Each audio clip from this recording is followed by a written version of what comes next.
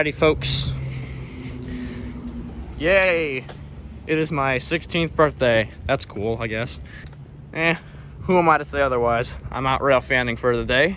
Hadn't planned to come out today until later in the evening, but here we are at just after 1 p.m. Heard about a couple good things coming our way, so we came out to snag those. So let's get this show on the road. K4 2315 locomotive 6131. Well, for those of you familiar with that train symbol, you already know that there's about to be something good passing over these rails. Welcome back to the Sunshine State Rails. Yeah, it's my 16th birthday, and K423 is right around the corner, so I'll shut up and let you watch them.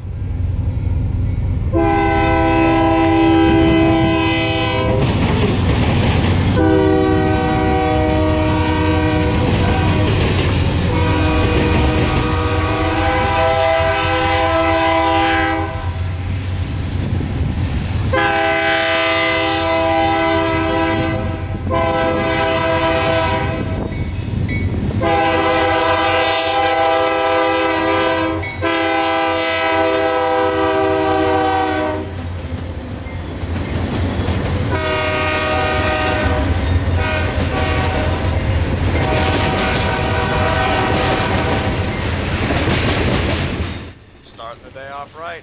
What else can I say? Now, for those of you who aren't familiar with the train ID K423, it's an as-needed shipment of ethanol loads off of the Canadian Pacific Railway at Bensenville, Illinois, to Tampa's gasoline terminals near Tampa's ports, where the ethanol is unloaded, then mixed with gasoline, then sold at gas stations where you purchase it, put it in your car, and use it to drive yourself to work, or in our case, the tracks. There's a covered hopper on each end of this train. Both are loaded with sand to shield the crew operating this train from these 90-plus tank cars loaded with ethanol in the event that they decide to spontaneously combust somewhere along the way.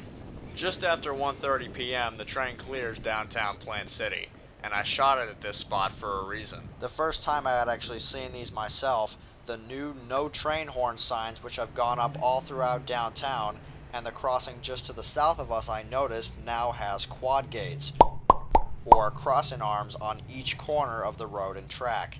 The Federal Railroad Administration requires quad gates at any and all locations where no horn zones are to be used. And this crossing wasn't always this way. So my point? Change was advertised, and change is happening.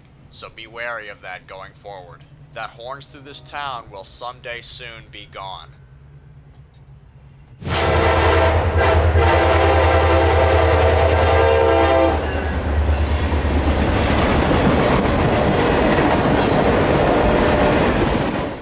I'll admit, this was more of a pull off the road and shoot it kind of thing, but here's 0710, flying down the hill from Lakeland bound for Uceda Yard in Tampa, stirring the winds to make a tiny tornado out of leaves and dirt as he flies by. It was about now that we decided to make the northward trip up to Dade City, where I would spend the rest of the evening.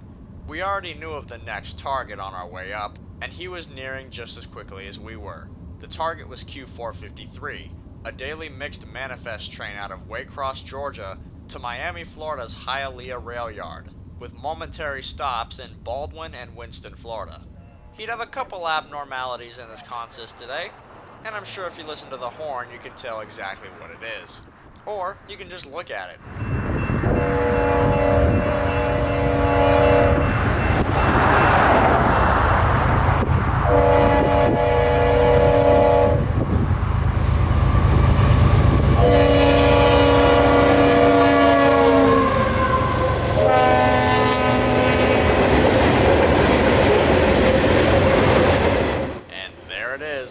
Leading this long line of grain, miscellaneous, and automobiles bound for the East Coast was CSX locomotive number 911. My first time seeing this engine lead in daylight after its release. The CSX 911 is primarily painted in red and white to honor our first responders, that ranging from EMT, paramedics, firefighters, the whole shebang. And running as a mid-train distributed power locomotive to aid in train handling and slack effort was another one of CSX's corporate canvases.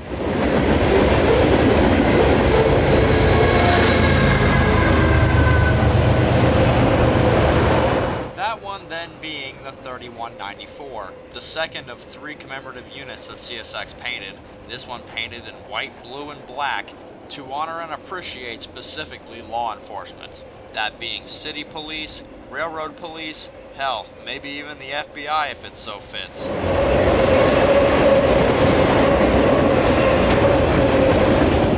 453 took off south, and we moved up north about half a mile to the Dade City depot where we were going to go after this train to meet up with my friends Chase, Nick, and Dalton, who came out for today's special occasion. My friend Danny, who had taken me out here in the first place and taken me to Cordeal a few days ago, had to part ways with me here at Dade, and the wait was then on for my parents to arrive from the south.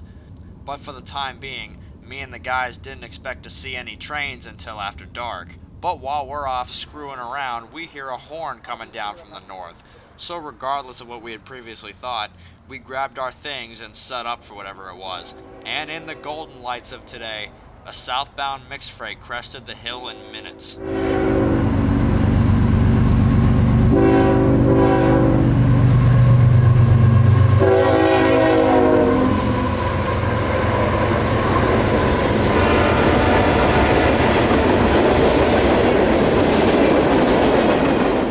While I could care less for the mask that the engineer was wearing, a very friendly crew on today's very early Q455, another daily mixed manifest freight train, out of Waycross, Georgia, this time down south to CSX's Taft Yard near Orlando, Florida.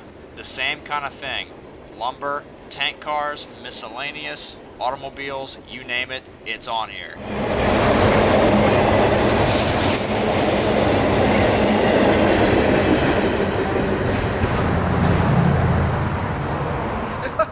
It wouldn't be Dakota's birthday without Dalton going. It was last year. Literally the second we're about to start, Fortis is gonna roll down the. Dalton, why do you always have to ruin things? Wait. I gotta do it. Oh really? You're just gonna enjoy this? Yep. Happy birthday to you. Happy birthday to you. Happy birthday, dear. Happy birthday to you. Let's go!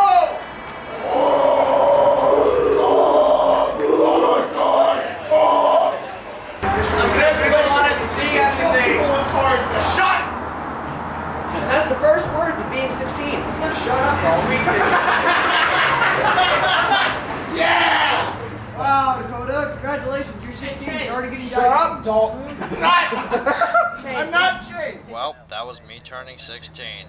Maybe you're scarred, maybe you laughed a little too hard, but for me, that was way above par. That little statement Chase made about 46 coming around the corner was referring to this train that got there not as we started, but no more than 2 minutes after we finished. The 46 was for the ID QO46. Nightly intermodal containers and UPS trailers out of Tampa's Uceda Intermodal Terminal to Jacksonville's Intermodal Ramp to where it will be sent off northward on other trains.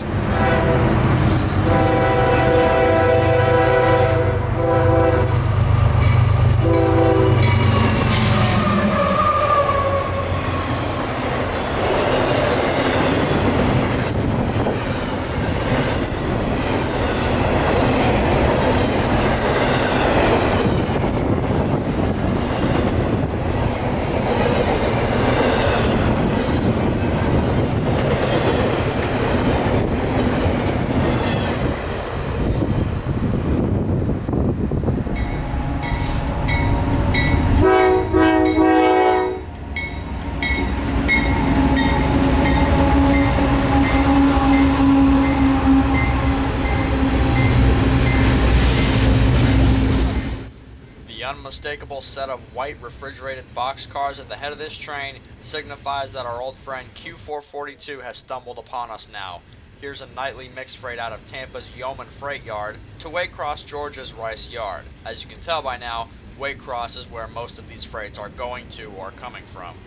The same would be said for the train he's meeting, as I'm not sure if you can tell or not, but he's in the Dade City siding. The two tracks that pass the Dade City depot here are the main line and the siding. Q442 is now in the siding, as another southbound mixed freight is just on the horizon, but on any other normal night this event wouldn't be occurring. I say that because the train he's meeting is an extra.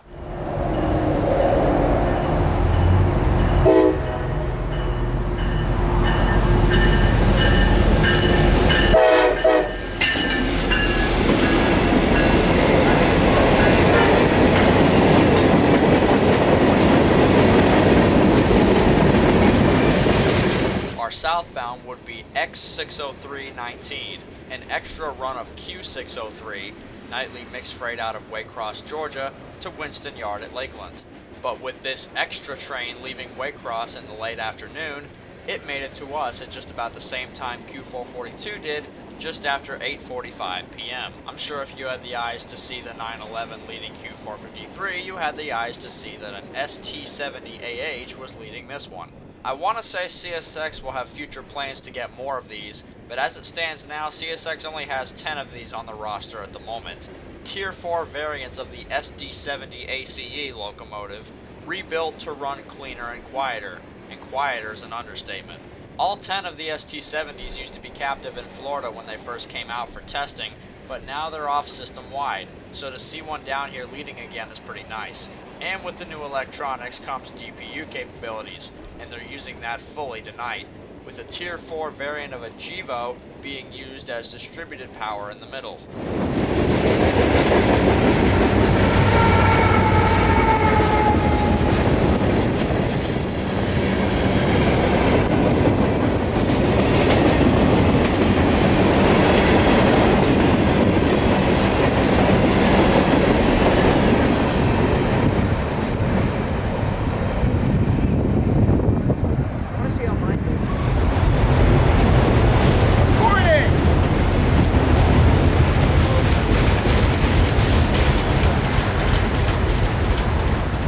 X603 out of the way, Q442 can now speed back off into the night, but he'd have to stop again eventually to meet another opposing southbound. This one's regular, and the direct opposition to Q046 from just before sundown. Here's a nightly container and UPS train from Jacksonville's Intermodal ramp to Tampa's Uceda Intermodal terminal. Tonight running with an increasingly common power setup, DPU engines, one on the head, one on the end.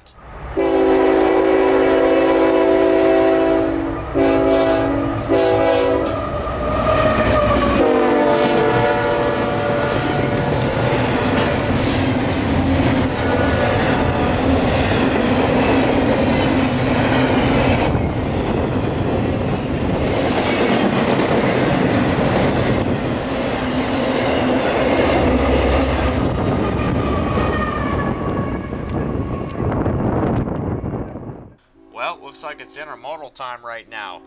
If you've watched my other countless late night rail fanning videos, you'll probably be familiar with this one. Here comes Q178, a nightly intermodal stack train out of the Winter Haven Intermodal Logistics Center to Jacksonville's Intermodal ramp. Except this guy is huge, and he runs with DPU regularly because of it.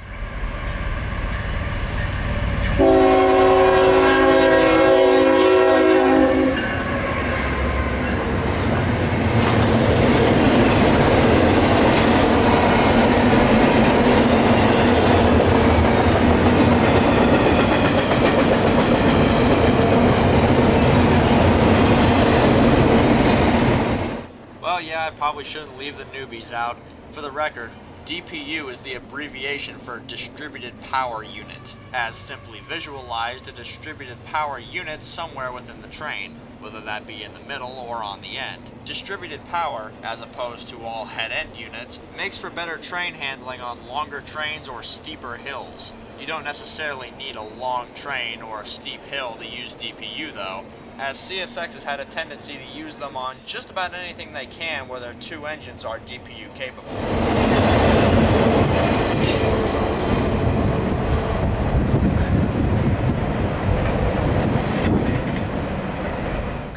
With the temperature now at a beautiful 55 degrees, we see our second to last train round the curve. This would be Q604, a nightly mixed freight train out of Winston Yard at Lakeland to Waycross's Rice Yard. And for those of you who have my Instagram and watch my stories regularly, you already know what kind of consist we're looking at here. Taking the siding to meet yet another southbound train here, 604 would be lugging quite the set of engines out of Winston tonight.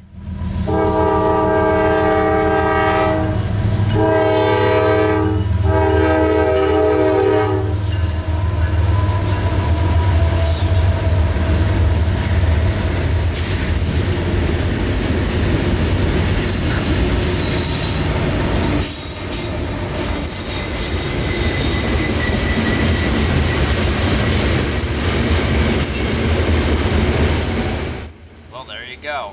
5 Canadian National locomotives in trail headed north tonight. As a side note to these engines being here, I gotta say, down here in Central Florida, we've been seeing quite a bit of foreign power recently. Personally, I haven't seen this much foreign power in this area since the days of 2017. Almost every phosphate or ethanol train into this territory has had foreign engines on it, including those first 4 Canadian National engines who even made a debut to South Florida a couple days ago. After venturing in and out of the state a number of times, they're now going north on Q604 with another Canadian National engine, which had been pulled off of a K863, a unit train of potash which had recently arrived at Winston and been delivered to the U.S. Sugar Railroad at Sebring. Ironically enough, we caught that train in Cordele, Georgia when we were up there.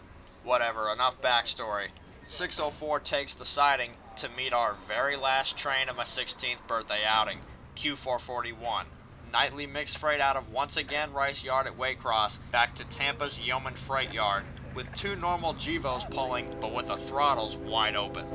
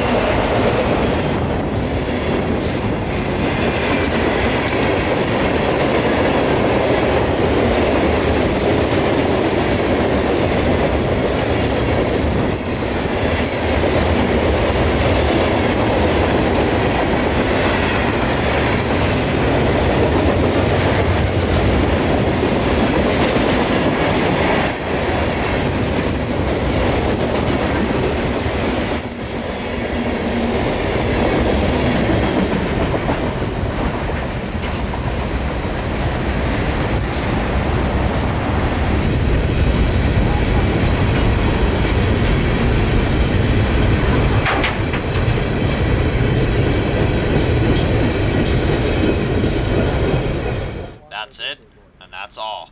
The flashing end of train device on Q604 headed north would be the last sight for tonight. And what else can I say? My 16th birthday for 2021 was absolutely amazing. Better than last year? Well, who's to say? A lot of things have changed, but we managed to make it the best we could, and it was pretty damn good. What else can I say? A gigantic thanks to Danny, Chase, Dalton, and Nick, and everybody who wished me happy birthday via phone, text, email, Facebook, and Instagram. It means a lot to know that at least that many people had the thought of saying it. It's just after midnight now, and it's our time to start heading home. So I thank you all for watching this one. I'll have some more stuff going up soon.